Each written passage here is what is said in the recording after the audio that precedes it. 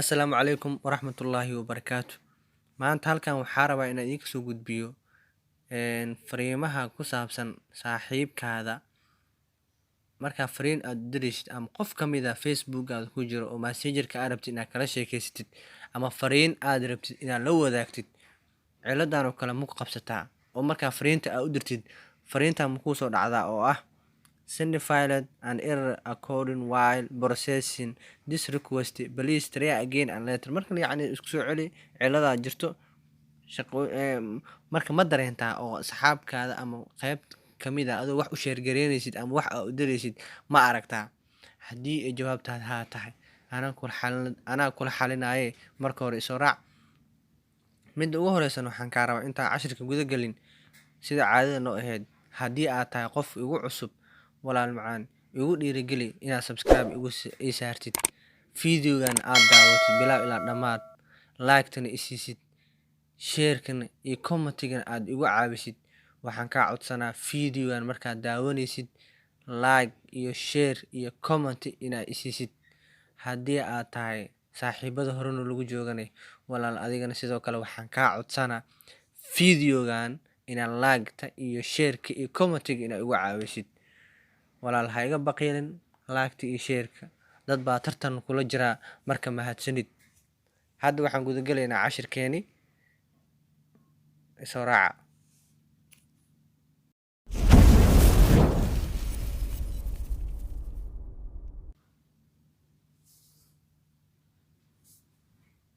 Marka ugu soo horeyso waxaa soo furanaysaa messengerkaada, waxaa tagaysaa qofkii cilada ay kaa haysatay.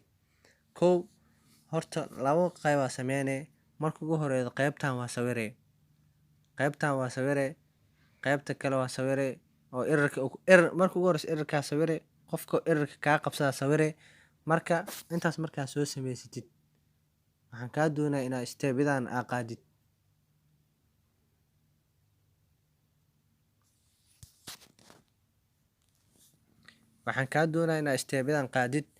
Qofkii aad tageeda profile-kiisa furee, markuu qaybtan ku geeyo oo messengerkiisa meeshaan saddexda dhibcood ay ku qoran tahay waxaa click siinay ama taabanay meeshaas.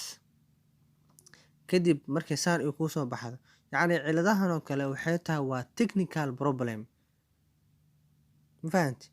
Marka qaybta ay ku qoran tahay report technical problem aa ku dhufanay. Haddaad aragto ciladaas fadlan waa technical problem, waxaa tagaysaa qofkii problemka uu kaa haysto, kadib waxaa furaysaa saddexda qayb, kadib report technical aa tagay. Markaa ku dhufatid oo kuu soo baxo waa wareegsanaa, yacni saana kuu soo baxayso. Isla markii mujida asiga ayaa maxaa lahaa sawirkaaga soo qaaday, yacni aad screenshot usoo diyaarsatay. Haddaa meeshaan ka weydo screenkaada screenshot ahaan had usoo diyaarsaday saasoo meesha ugu jiraa. Marka waxaa sameynaya meeshaas waxaa ku qoray ciladii.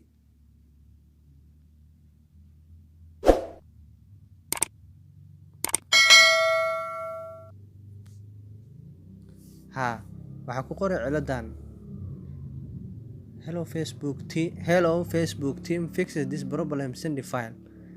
An error secure while processing this request, please try again later.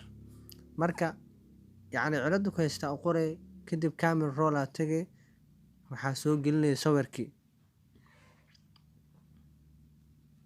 Sawirkaan soo gelinay saddexdaas sawir marka xal raba, yacni saano ii soo bandhiga waa qofkan, yacni qofkaana markaa la hadli doono ama wax aan la sheergareyn doono ciladaas oo ii soo bandhiga.